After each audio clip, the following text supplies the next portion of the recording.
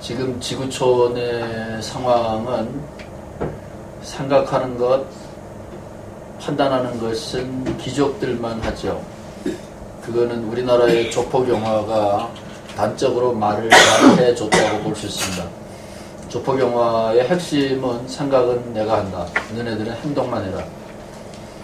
지구 전체가 지금 그런 말하자면 독재적인 사고방식에 물들어 있고, 겉으로 보기에는 민주적이고 지성적인 국가에서도 언론을 통해서 결국은 똑같은 상황으로 몰아가고 있습니다. 그러니까 소수의 사람은 생각하고 그 생각은 매스컴을 통하여 대대적으로 보급이 되고 학교에서 그것이 정당화되고 교과서로 사용되고 있습니다.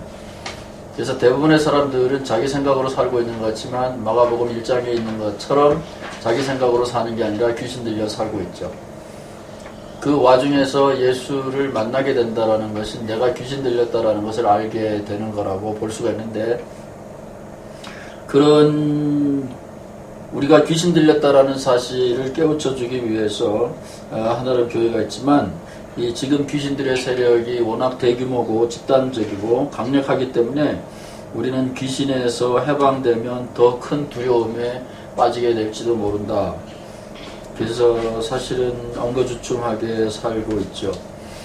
그래서 LA의 교회가 1000개나 되지만 하나님 교회가 뭘 하고 있는지 알고 있는 사람도 없고 알려고 하는 사람도 없고, 우리 자신도 이런저런 이유로 신앙생활을 실천은 할 수는 없습니다. 특별히 제가 미국 사회를 잘 몰랐고 또 미국 사회를 알 때쯤 돼서는 제가 목회를 하기 싫어서 그만둔다 그랬고, 그러다가 몇 년 지나서 보니까 9/11이라고 하는 사건 그 후유증으로 미국 경제는 완전히 곤두박질 쳐서 여러분이 서바이벌 하기도 힘든 상황이 됐습니다. 따라서 의미 있는 삶을 산다, 그거는 굉장히 사치스러운 이야기가 됐고, 지금 여러분들이 날마다 고민하고 있는 것은 어떻게 서바이벌 할 거냐, 어떻게 이 체제에서 낙오되지 않고 살아갈 거냐 하는 건데, 이게 바로 성서적으로 말하면 귀신에 들려서 귀신으로부터 해방되기를 포기하는, 두려워하는 그런 상황에 있다고 볼 수가 있죠. 그래서 저는 하나님 교회가 살아남아서 이 귀신에서 우리가 해방되고 우리의 자녀들이 새로운 세상에서 살게 되기를 바라는데, 지금 전 세계에 몰아닥치고 있는 이 귀신의 얼굴을 앞과 뒤를 따져보면 이런 거죠. 앞에는 탐욕입니다. 경쟁에서 이기는 것, 따돌리는 것, 승리하는 것, 탐욕이고, 뒤에는 사실은 반지성, 생각하는 것 자체를 두려워하는 반지성입니다. 이 고전적인 기독교가 바로 반지성을 만들어냈고, 말 안 되는 소리를 믿으라고 강요함으로써 반지성을 정당화시키는 일을 기독교가 해왔죠.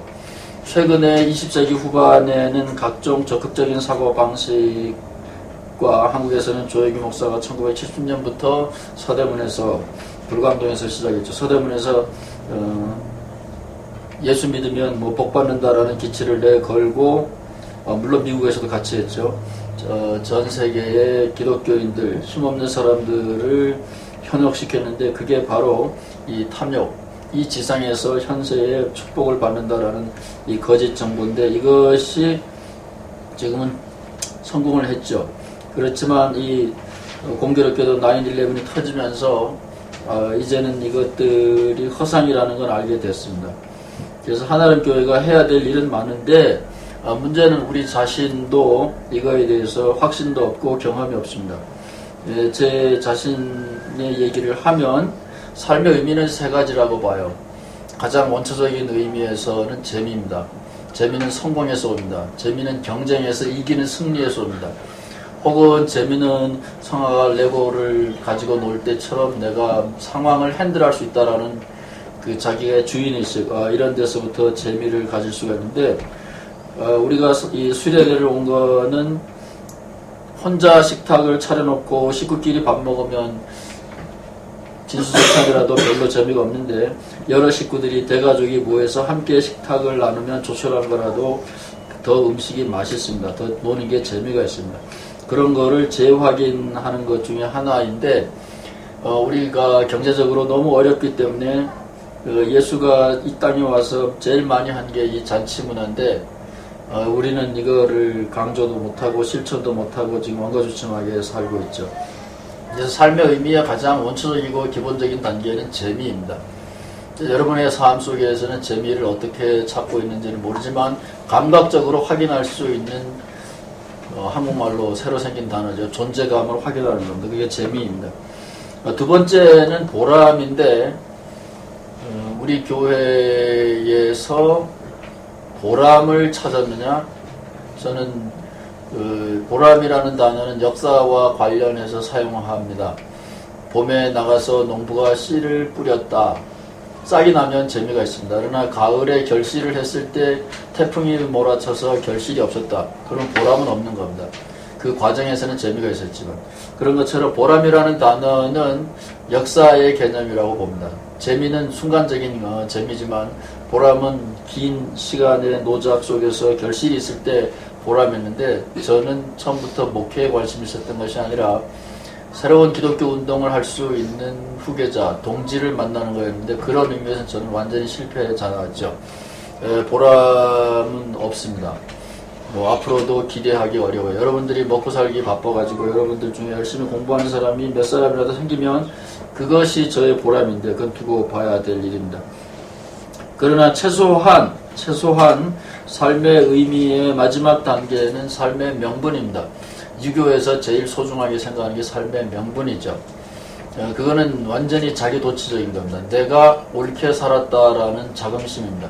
남들이 인정 안 하는데 자기 혼자입니다. 결과가 없는데 자기는 여전히 잘했다라고 하는 거죠. 완전히 자기 도취인데 그거는 간직하고 있다라고 볼 수가 있습니다. 왜냐하면 역사를 읽어보면 기독교 역사가 어떻게 가는지를 보면 지구의 역사, 인간들의 지성의 역사가 어디로 가는지를 보면 제가 하는 일은 제가 옳다고 생각합니다. 그래서 결실이 있든지 없든지 그건 별 문제입니다. 그건 보람의 문제고 또 소수지만 교우들과 함께 식탁에 둘러앉아서 의논할 수 있다라고 하는 거는 가족 제도보다는 훨씬 재미있게 사는 거라고 볼 수 있습니다. 그래서 두 가운데 토막, 삶의 목회나 이런 거에 보람은 완전히 무참하게 깨진 거죠. 없지만 조그만한 재미도 있고 확실한 명분도 있습니다.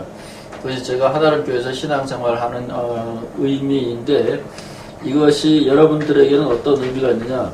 그것은 여러분이 각자가 발견을 해야 됩니다. 그래서 종교는 의미의 문제다 이런 얘기를 많이 했는데 그건 굉장히 막연한 얘기입니다. 삶의 의미는 재미, 매 순간 확인할 수 있는 감각적인 차원에서 들어오는 정보를 통하여 확인하는 재미가 있고 봄에 씨를 뿌려서 가을에 결실을 거뒀을 때 목표가 완성됐을 때 그것은 삶의 보람입니다. 그러나 가장 중요한 것은 내가 내 삶을 어떻게 정리하느냐, 어떻게 이해하느냐. 그것이 삶의 명분이고 공산주의자들, 빌라덴의 후예들은 성공은 거두지 못하지만 보람은 없지만 재미는 없지만 그들은 목숨을 거는 겁니다. 그래서 그들은 가장 고상한 의미에서 삶의 의미를 확인하고 실천하는 거라고 이렇게 말씀드릴 수가 있습니다.